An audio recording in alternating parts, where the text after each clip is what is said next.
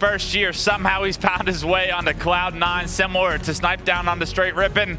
On the other side, you have Snipe Down, but he's put together a great individual squad, but they got to get together, and they got to get together fast because this series is very important for FaZe if they don't want to start in the elimination bracket tomorrow. Yeah, FaZe have to win this series to give themselves a chance of finishing in the top 2, otherwise they will be finishing 3rd in their group, and I don't think many people would have been expecting that, but we are into game number 1, and it is going to be Streets Oddball. Now, one of the big things I wanted to talk about coming into this series is Spartan. I saw on social media, he said, I don't really know where I fit in this team, as 3 of his teammates have gone down. And that's a frustrating feeling, right? Not being able to find your footing, your rhythm within a match.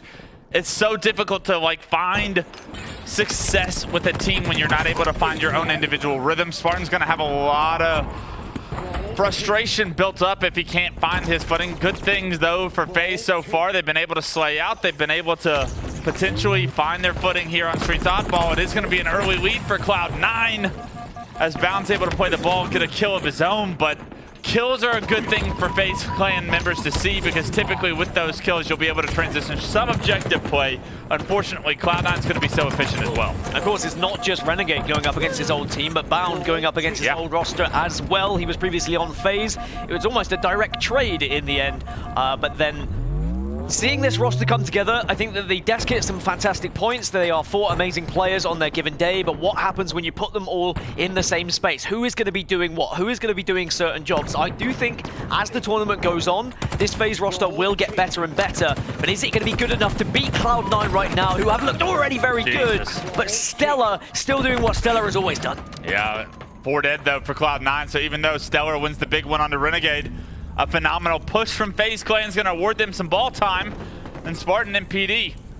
Now, right back into this game. They were down 30 points, but it's going to be an opportunity at a hold. We'll see how good of a hold FaZe Clan is capable of here. And now it's going to be a cafe push on the side of Cloud9. They have the pick on the Renegade once again, and with that, the rotation from the ball is good from FaZe. You love to see that. It's almost a tied-up game as Rockets are coming up.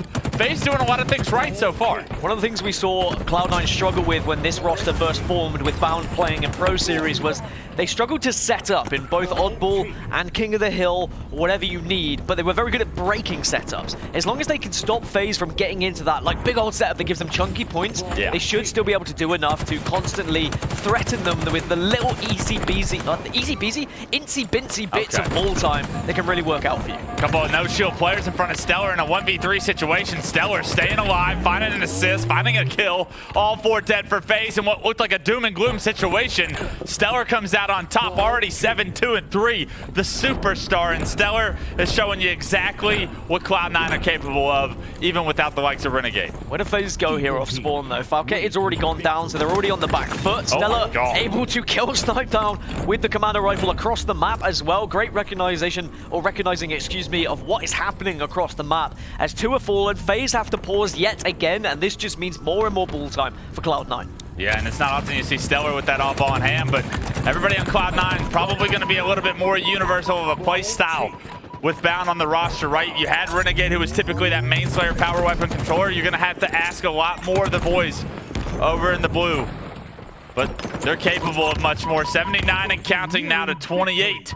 Cloud9 taking a commanding lead with this setup, and right now FaZe Clan looking for an answer on how to break it. I do think that if things had gone different for FaZe today, we would have been maybe expecting a little more from them, but because they lost to Oxygen, that expectation is almost that Cloud9 should be winning this. Well, they are going to take round number 1 as it ticks over to 100, and as soon as FaZe were down, Cloud9 were just able to absolute collapse on them. They didn't allow FaZe to escape from that spawn, and it does seem like Cloud9 have got better at their setups as they formed it as this team. Absolutely. Cloud9 looking very dominant in the second half of that first round. Rocket control really never in the hands of Renegade, in the hands of FaZe. Something that Renegade was praised for on Cloud9 was his power weapon control. Well, that's continued in Cloud9's favor without him so far throughout this series at the very least. Cloud9, you know they want to make a statement here. They want revenge. Every time they see Renegade on the other side of the hypothetical stage here, they're going to want that win more than anything, right? That's going to mean something to them a little bit more than just a normal win against maybe some of the other higher caliber teams here. Eco has found himself the rockets, putting the first one to use. The second one knocks the player to no shield. The rotation to PD is perfect from Cloud9, and we've seen this perfect setup from Cloud9 in the PD area. I mean, in the tram area, it's so lethal when Cloud9 gets a hold of it. And you've got to call a spade sometimes. I think we're well aware that this is not the team that necessarily Renegade assumed he would be on when he left his Cloud9 roster. And I think Cloud9 know that as well. But Renegade now is on this roster. You've got to make do with what you've got. You've got 4 fantastic players. You've now got to use this super as practice so that you can go into Orlando in the best position possible. Sure, it might not be, you know, rainbows and butterflies here in the first tournament together, but there is a lot of experience on this roster. And if they can click, they do become very much terrifying. Pznguin is able to rotate this ball and play it, though. Fantastic movement there from Cloud9. Yeah, even better job by Spartan to be ready for it, right? To be able to catch it, bring it back into PD with a couple of slays. You can get a setup of your own. The big question is, how much practice does FaZe have? How much opportunity of practicing a setup do they have as far as being all on the same page? Where do they all watch them? What's the communication like?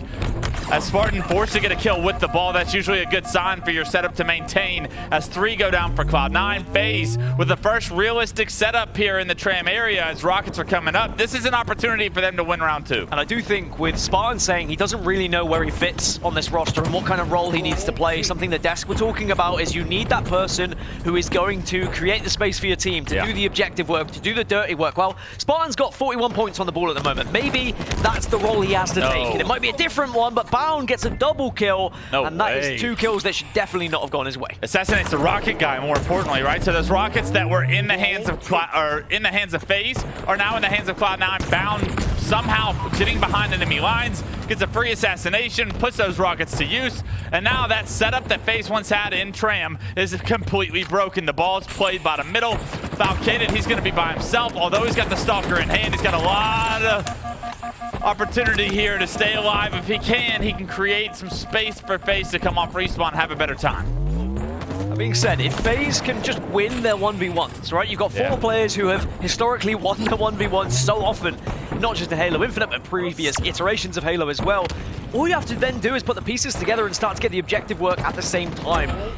It could come together for this FaZe roster. I don't think it's all doom and gloom just yet, and even in the second round, they are looking better than they did in the first. It looks like they are going to be able to get a little bit more pull time if you can get away. Falcated does get away. Oh, he did, but then Pznguin still finds an angle. But they take the lead, right? That's more important than anything. If they can hold off this push, it would be massive. Unfortunately, the push is already through.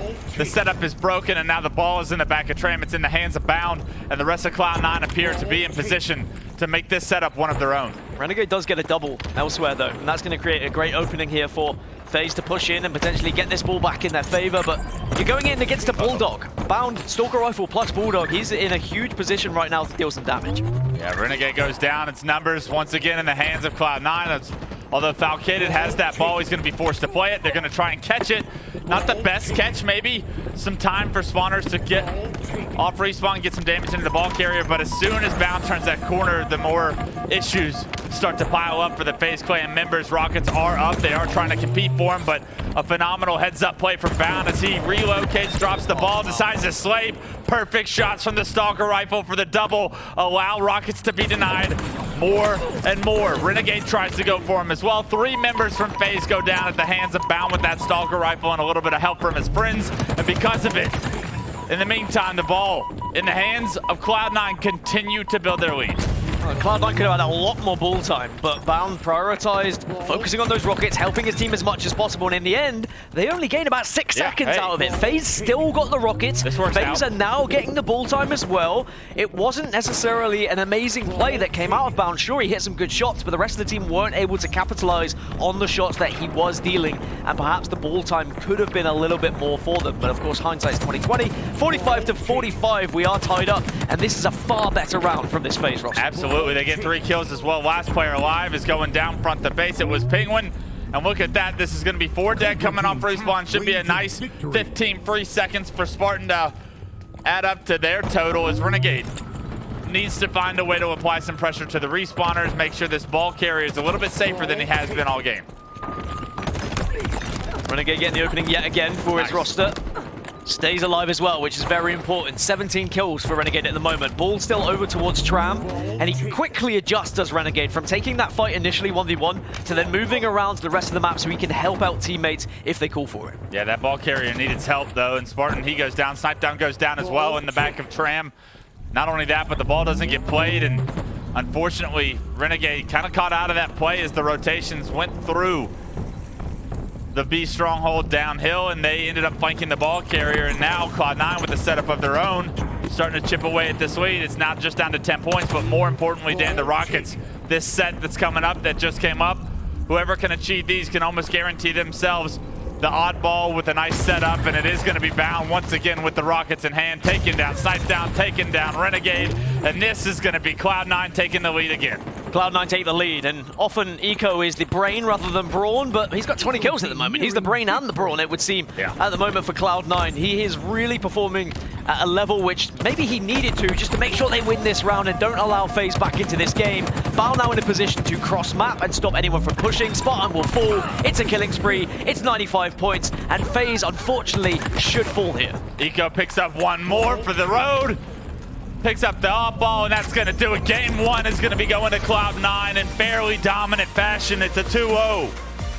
Cloud9 making a statement here. We hadn't seen them all day. Wondered how they were playing. They've been hiding in scrims. Nobody's streaming it. You wondered how the new edition of Bound was looking. Well, it's looking good to me. Maybe one day we'll get the streams so we can, keep up to date with how they're doing coming into a tournament. But I think they like the element of unknown, don't they? They like people not knowing what their strats are, how they're performing, so they can come into these tournaments and then suddenly blow everyone else out of the water. 21 kills for Eco. Bound also performing at a top level with 19. On the flip side, a good performance from Renegade. He was able to put a lot of kills, but unfortunately just the rest of the team not quite able to keep up with the pace in that particular game.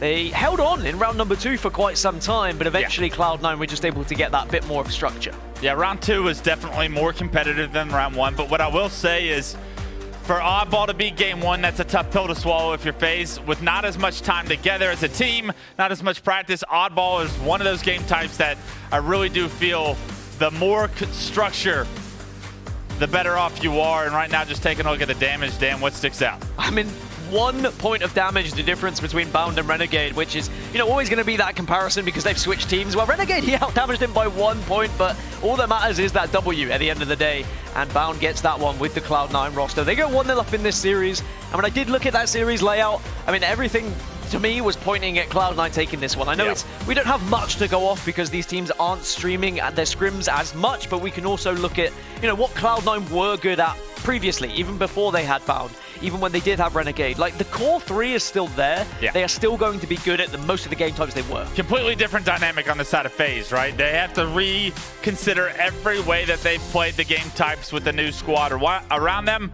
and clearly still trying to figure out the kinks, still trying to figure out what's the best play style that's going to fit these guys. As Spartan was vocalizing on Twitter, hey, I can't really understand my flow. I can't find it as of yet. Tournament time's probably not the time you're going to find that rhythm, that flow, especially against a team like Cloud9. But for this, I think you said it best coming into the series. This is nothing but great practice, great opportunity for FaZe to learn a lot about themselves, right? Because if this FaZe roster is going into Orlando like they are, they're going to want a much better showing on land for a lot more prize money with a lot more on the line. This is a very important tournament, don't get me wrong, but FaZe, you got to have the bigger picture in mind. Those guys won a championship at the end of the year, not a super win, which would be great, but they have to understand where they are in their careers and where they are as a team. Yeah, and how long they've been together as well. Exactly. Yeah, for sure. I think the bare minimum, we need to see FaZe get top 8 so they can guarantee themselves pool play going into Orlando. It would be a good start. And then they can build from their performances. Up next is going to be Aquarius StelluR. Now, you'd think this FaZe roster and the 4 players that are on the roster, StelluR should be their best game type, right? They should all be performing in a StelluR game. But we did see them lose a StelluR to Oxygen earlier on today. So perhaps it's not going to be their best game type after all. Yeah, I think once these guys figure it out, these are some of your best StelluR game type players in the world. Unfortunately, yeah, just against Oxygen, you lost 2 StelluRs. One of them was close, one of them necessarily wasn't, but you need to try and find a way to give you some momentum going into tomorrow. I'm not quite sure if you're going to be able to beat Cloud9, but competing against Cloud9, pushing this series further into the distance right? Getting to a game 4, getting to a game 5, even that does wonders for FaZe's confidence as they start to build momentum as a team, as a roster looking for opportunity. And opportunities usually found in the Slayer for underdogs. This is an underdog in this series, and they need to find a way to stay in this Aquarius Slayer. It would probably help if they got that camouflage top middle, because game 1, I feel like the rockets were continuously being used by Cloud9. Even when FaZe had the rockets for just a moment, they got assassinated, and that was a pretty ugly moment. And those are things that are naturally going to come more so to a team that's been together longer, or 3 of the members have been together longer, Yeah, right? absolutely. They know how to prioritize these things. So I think that as a viewer, you've got to understand that the desk weren't beating up too much on FaZe. I think it's more so It's that, tough. you know, you look at these 4 players and you expect there to be, you know, an instant success. gratification. But Yeah. there is never going to be instant success in a tournament where you are surrounded by other teams who have been practicing longer. They are also at a level where they can compete on every single map and mode now. It's not a case where this FaZe roster can just walk in and guarantee themselves top 3 just because of the names that they have on their roster. You've got to go up against guys that have been doing this for months, if not longer. But it all has to start in pool play, and that's the good thing is, right? Pool play, yeah, okay, you can have some shaky results. You can then go into championship bracket, and maybe there can be things you can learn. Yeah, I agree with you partially, right? I think like whenever you form a team, like some teams just start off and naturally just hit it off, right? Some teams just naturally, their play styles work together. You're like, hey, we're meant for each other. Other teams, they do have to work on it. They do have to figure out those pieces of the puzzle, how they're going to fit together and where that's going to go. Unfortunately, for FaZe fans out there, you're the latter. Pool play, yeah, that's a great opportunity to try and find your footing. Unfortunately, with the loss to oxygen, FaZe is going to have built themselves such a deep hole for this weekend going into tomorrow, but it can all be reconciled with a little bit of momentum built here in the Slayer. They start off with a 2-1 lead. This is what they need now more than ever. Would be a nice Slayer win on Aquarius. Yeah, a victory in this series, and suddenly everything you've said about FaZe and we've said just gets blown out of the window, and we're saying, okay, they've gelled, it's worked, the chemistry's there, they've taken down one of the best teams in the tournament. Juggernaut. But it's got to happen, right? And at the moment, it's 5-3 in favor of Cloud9, and we know how good Cloud9 are at Aquarius Slayer. Historically, they've always been able to get the camouflage, they've always been able to kind of work together, do the damage, and most importantly, finish off those one-shots. Yeah, they're just so aggressive. They know how to push their numbers, and usually it's been Renegade with these camouflages up in your face, up in your base. This time around, it's going to be Pznguin. A little bit of love shared across the board now that Renegade's maybe not picking up all the power-ups, power weapons. It's kind of spread across, so life is good for a Cloud9 member as far as maybe individual's opportunity here. Pznguin with some great shots, but needs to stay alive. This came out kind of being negated, and more passive play here from Cloud9 with that camouflage. Yeah, FaZe just kind of backing off and not allowing the camo to be put to use, but eventually StelluR is able to pick up 2. StelluR does this a lot, by the way, on Aquarius Slayer. He sometimes everything? Yeah, he literally just finds himself bottom middle, he responds to callouts, and it'll be 1 shots, 2 shots, and he just manages to be in the right place at the right time over and over on Aquarius Slayer. It turns out he's pretty good at killing stuff. 6-1-1 right now to kick this one off, and StelluR, you talk about chips on his shoulder, you talk about the face of this Cloud9 roster. Now that Renegade's gone, you have to think StelluR's got a lot of responsibility for this team. A lot of power up, power slaying presence on this roster. He's got to pick it up. Unfortunately, can't get that kill, but with 7 to his name in the first 2 minutes, StelluR's starting to put on a show. And if they can build a gap here of, you know, 10+ kills, you have to say that it's going to be near impossible for FaZe to get back into it with how structured and how amazing Cloud9 have been historically on this map. It's an 8-kill difference at the moment. Already, FaZe starting to fall behind here. They are perhaps just being caught out a little bit too slow to push off spawns at times. Again, it's to be expected in a newer team that's been formed with some of these players who have traditionally played a little bit slower, and maybe Cloud9 are looking to take advantage of that right now. Yeah, you can see FaZe is stuck in the back of this base. They've done some great damage onto these players trying to push from Cloud9, but as kills get traded back and forth, it's going to be a 3-for-3 trade, and Cloud9's going to take that every day of the week. They're going to be able to reset the map, take that 9-kill lead, and with that, they're just looking to trade here on out. From here on out here in game 2. A great job by Pznguin to stay alive there as he once again just wisely gets a player to no shield, gets himself to no shield, but understands that, hey, with this lead, the worst thing I can do is give up a free death. Renegade trying to do what he can with the melee onto Bound. Oh my god. But here comes the rest of the team, and I tell you what, that's a better hold from FaZe. But much better. Having to hold a base is not where you want to be. It's a triple kill for Falcated. Now you've got to use your presence. Now you have to try and get some map control so that you can start to be the aggressors here onto Cloud9. Falcated with the triple.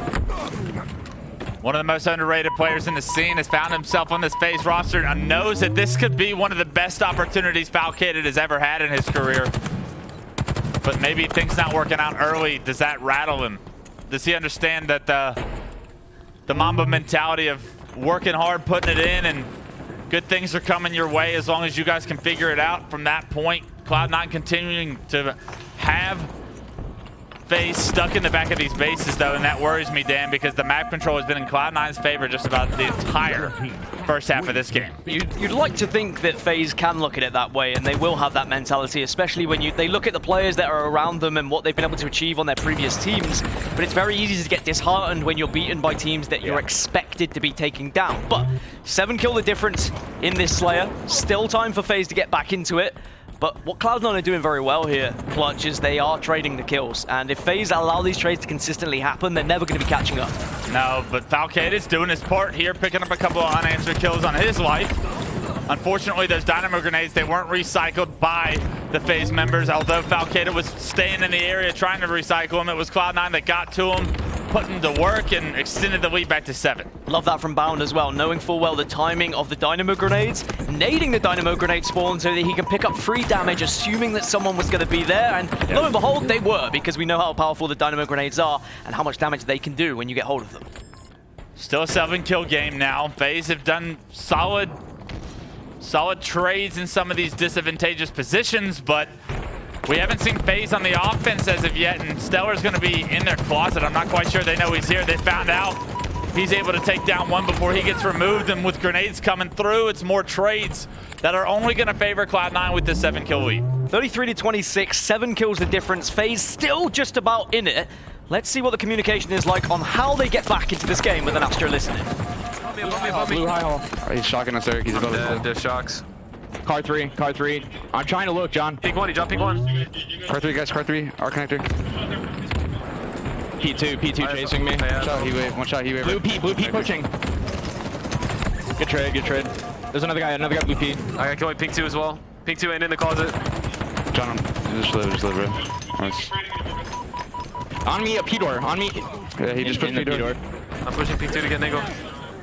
They're probably gonna fly us. Yeah. He waves on me, guys. Blue window weak. Blue pink, one shot eco. One shot eco, blue pink. Oh, I killed the heat wave guy. One shot eco, back flag. No one back Cam was up, guys. StelluR weak window. Yellow StelluR weak blue window. Yellow window as well. StelluR one shot blue Yuto. I naded high hall. That's comfy one. I'm nading yellow car. They're just shooting over me. Yellow Yuto, yellow bound. car. I'm behind him, yellow. I hear that. Bound. They're just looking for me. Yellow Yuto. Come here. Hot middle. This guy's gonna go for camo. Yeah, look at camo. Look at camo. A little bit of frustration, a little bit of just like calling out where the enemy team is. Not enough like soul communication between the boys on the FaZe roster, and that's not something you wanted to hear. As you can tell, the score is pretty much reciprocating the communication we heard.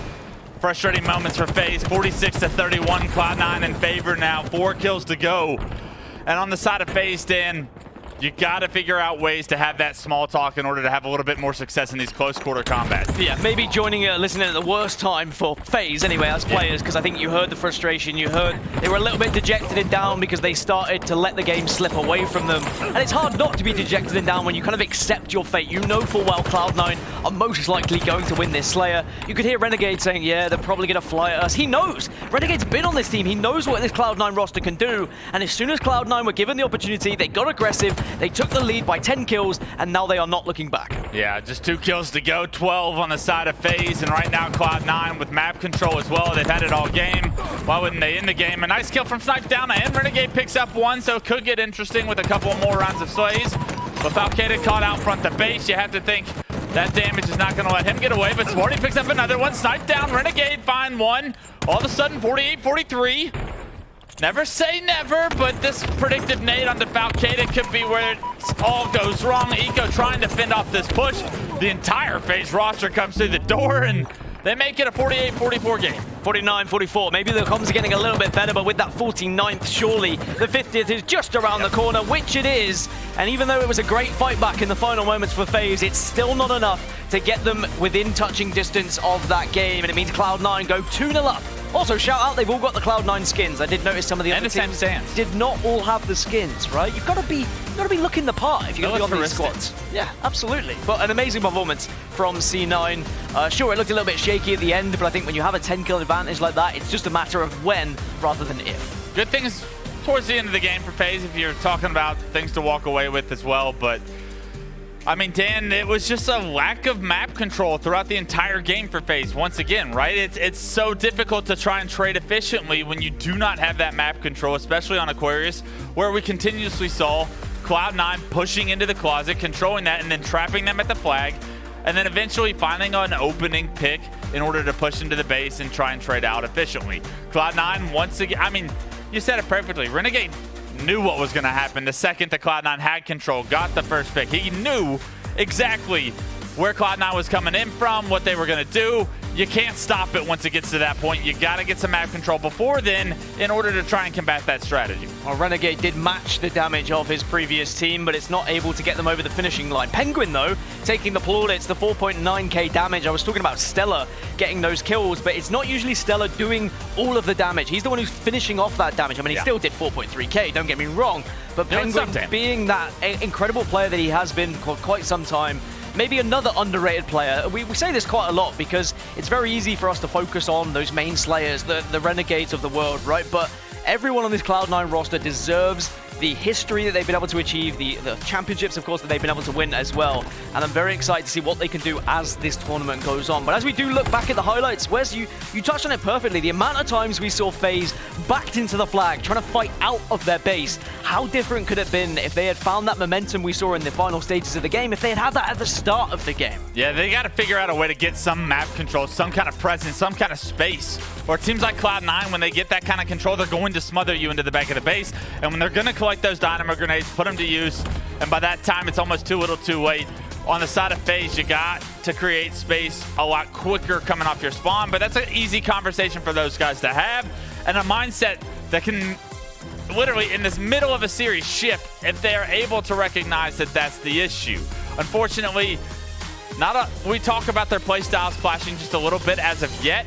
I think that some of these players are going to have to take a little bit more risk, be a little bit more aggressive, and with those, create some opportunities for the rest of the team that are coming off spawn to have a little bit more space to play around. Well, you talk about taking risks, and maybe FaZe now have nothing to lose. You're going into a game 3, you're already 2-0 down. It's Strongholds live fire, which typically can be a very fast-paced game type. Bad news for FaZe is Cloud9 are usually very good at this game type as well. When I looked at the series layout, I was thinking that if we get to the game 3 and it's already 2-0, maybe we're looking at a clean sweep and a 3-0. But if FaZe start taking risks, if these players are able to suddenly get these kills and the rest of the team then capitalize on it, they get some of that momentum we saw in the final stages of the game, I do still think there is life in this FaZe roster. I know it's difficult if you're a FaZe fan right now to have that belief after what we've seen today, but you've got to just look at the 4 players that are on this team. Look at some of the moments we've seen in those final stages of the game, and it is there. It's just a matter of when it's going to happen, because certainly, surely it has to happen eventually at Clutch. Yeah, you got to take a look at individuals, and everybody's got to step up, right? The teamwork's not there. You got to start trying to use the buddy system in order to accomplish some of your goals. But, I mean, if you're talking individuals, Spartan and Snipdown have had fairly quiet series up until this point. I'm looking at those two to really step up statistically, start finding some one-on-ones and winning some one-on-ones. And as I say that, Bound, he put Snipdown down, and that's just unfortunately been the story so far throughout this series. I do think it's Spartan and Snipdown. I almost sounded Scottish then. Snipdown! They have to make the biggest adjustments to their playstyle to kind of fit around Falcated and Renegade, who are playing in a way and succeeding in a way that maybe Spartan and Snipdown are going to take a couple of events, or maybe just one event, to find their footing in this team. Bound has got Overshield and Heatwave and a sniper rifle. He's literally got everything you could possibly dream of. No scope connects with one, but eventually does go down. Too many targets for him to try and focus on, although 3 go down. Snipdown's the last guy alive. He's top tower. He's no shield. He's able to stay alive a little bit longer, find the kill before he gets taken down.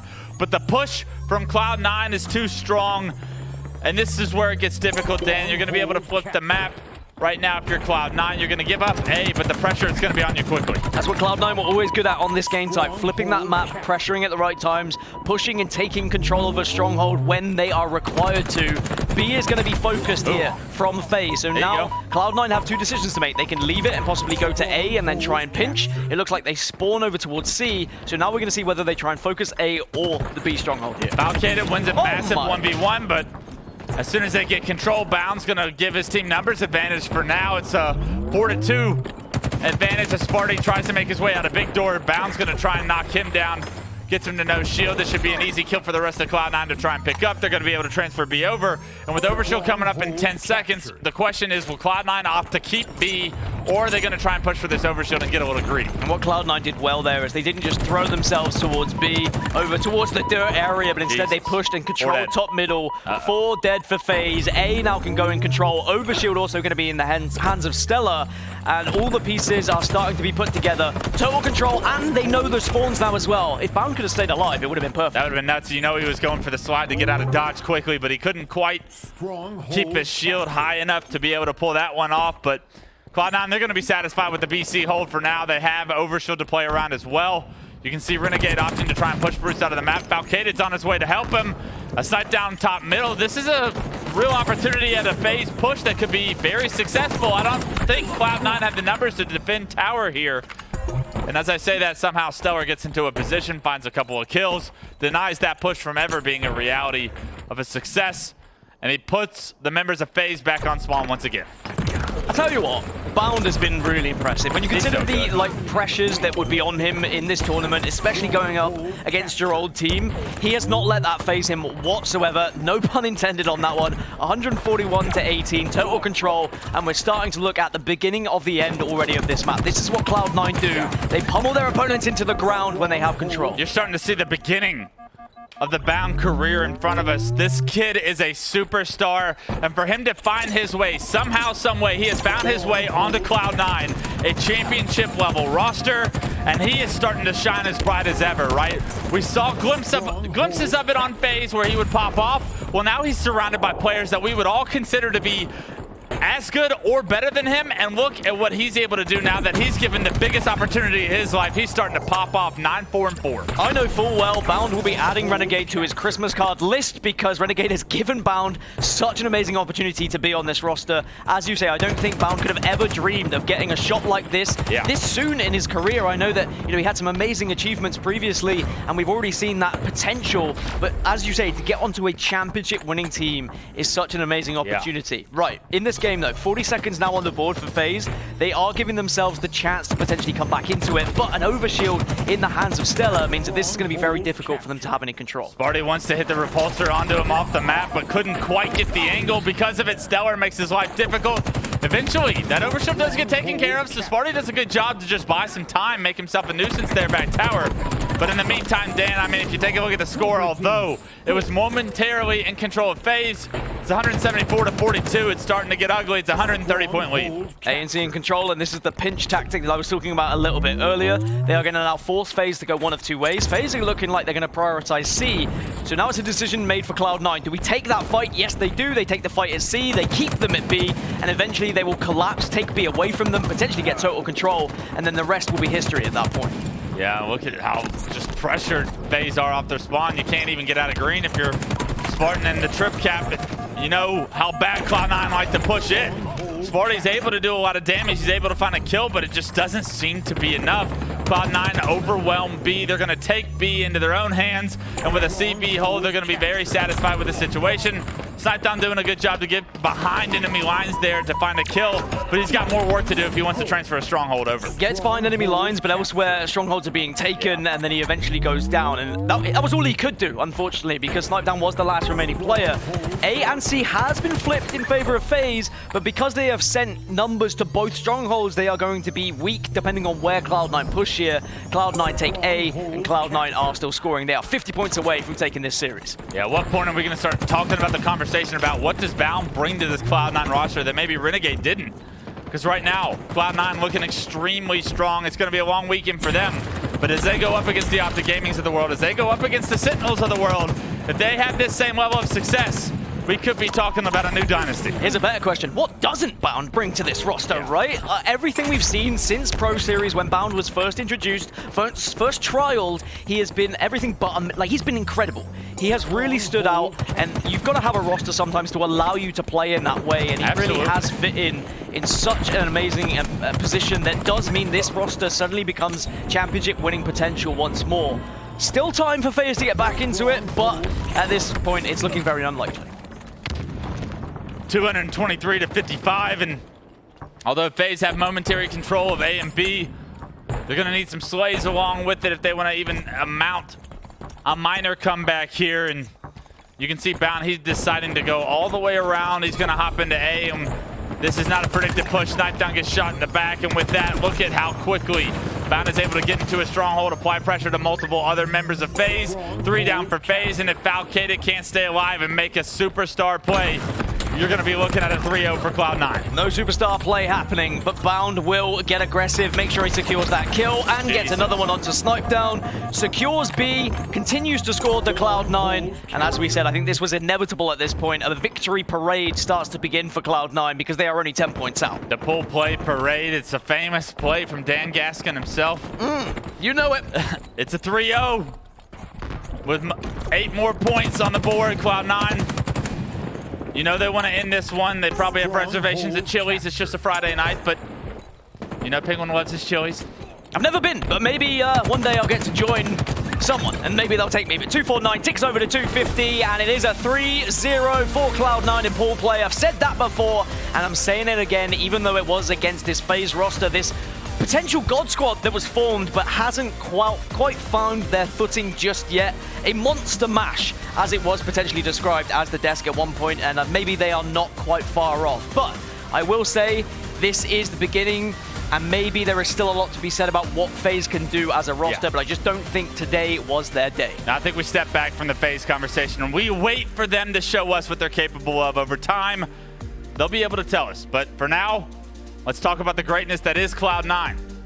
They're on a roll, they look good, and we've seen Optic play today, we've seen Sentinels play today, and we've seen Cloud9 play today. And Cloud9, they may look like the best team here today so far, and it's a long weekend. The level of consistency has to be brought across the weekend for them to have a championship at the end of the day. But, I mean, Bound looks like he's a phenomenal addition. They knew exactly what they were doing when they picked this kid up. 18, 8, and 9 in Game 3. And I'm going to bet my bottom dog that he had a lot of damage as well, because Bound, 5.4k. He was the standout player, and Cloud9 really were incredible. And I will say that I think sometimes in pool play days we don't learn very much, because often we get 3-0, 3-0, 3-0. We don't necessarily get teams that are kind of 3rd and 4th performing well, but this day of pool play has had a little bit of everything. It has been so difficult to predict, but one thing we have learned is I think we have inevitably 3 teams at the very top. We've got Cloud9, we've got Sentinels, we've got Optic, and then there's everyone else who will be competing for 4th to 8th. But where do those 3 teams land in 1st to 3rd, I still think is yet to be decided, and I think you're right. Cloud9 have looked incredible from what we've seen. Yeah, I think there's a reason why we play the game, right? Best of 5 still yet to be played, and I think any of those 3 teams could take the weekend from how they have all looked.